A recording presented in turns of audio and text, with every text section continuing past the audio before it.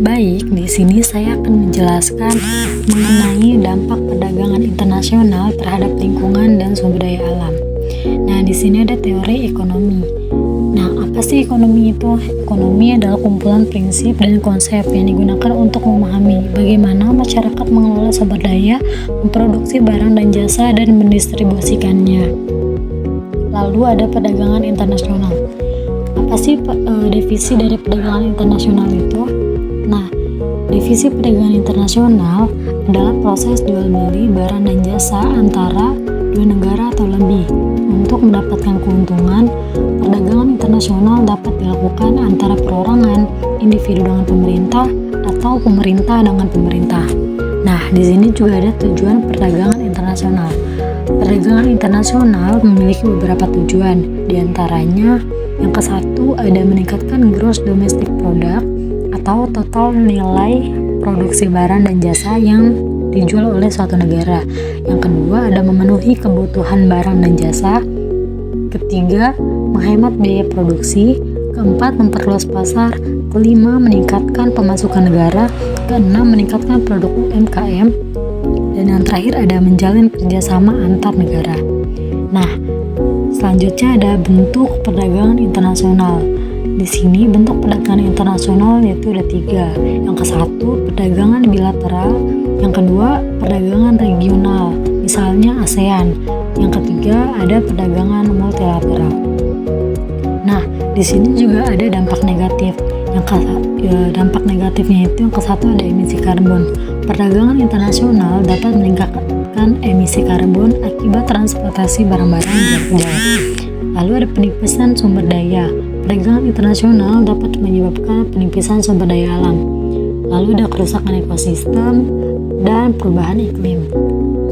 Nah, selanjutnya ada dampak positif.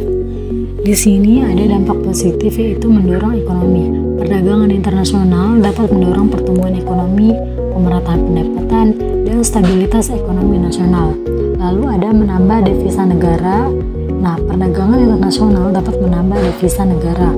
Dan yang terakhir ada mendorong kemajuan iptek. Perdagangan internasional dapat mendorong kemajuan ilmu pengetahuan dan teknologi atau biasa disebut dengan iptek. Nah, di sini ada data empiris.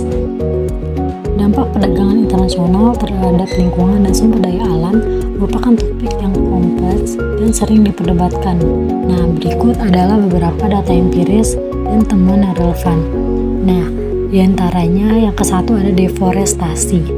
Penelitian menunjukkan bahwa perdagangan komoditas seperti kedelai dan minyak sawit berkontribusi signifikan terhadap deforestasi di Amazon.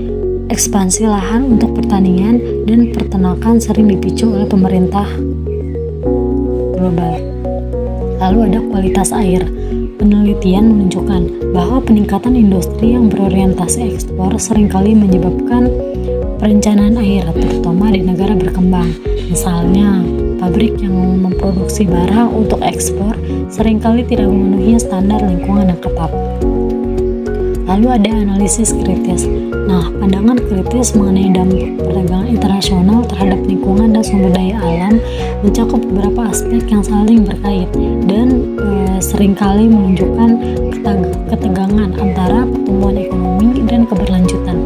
Nah, berikut adalah beberapa poin penting. Yang ke-1 ada eksternalisasi biaya lingkungan.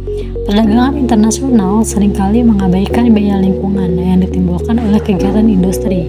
Negara-negara dengan regulasi lingkungan yang lemah dapat menarik investasi, tetapi ini mengakibatkan pencemaran dan eksploitasi sumber daya yang tidak teratur dalam biaya produksi.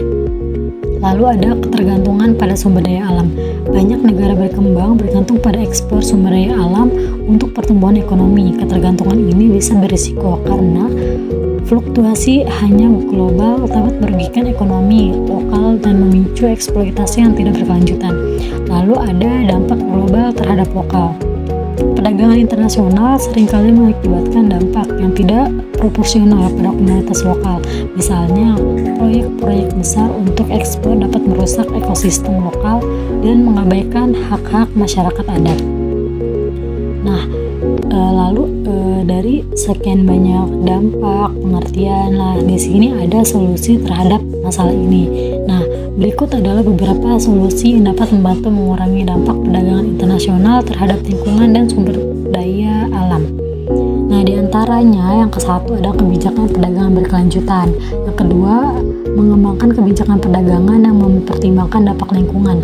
Ini termasuk perjanjian perdagangan yang mencakup standar lingkungan yang ketat dan komitmen untuk praktik berkelanjutan. Yang ketiga ada penerapan standar lingkungan.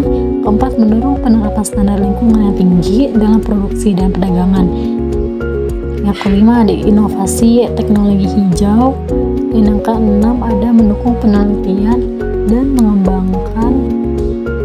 pengembangan teknologi ramah lingkungan yang dapat meningkatkan efisiensi dan mengurangi dampak negatif dari produksi dan transportasi barang. Nah, itu semua adalah penjelasan mengenai dampak perdagangan internasional terhadap lingkungan dan sumber daya alam. Mungkin itu saja yang dapat saya sampaikan, kurang lebihnya mohon maaf. Wassalamualaikum warahmatullahi wabarakatuh.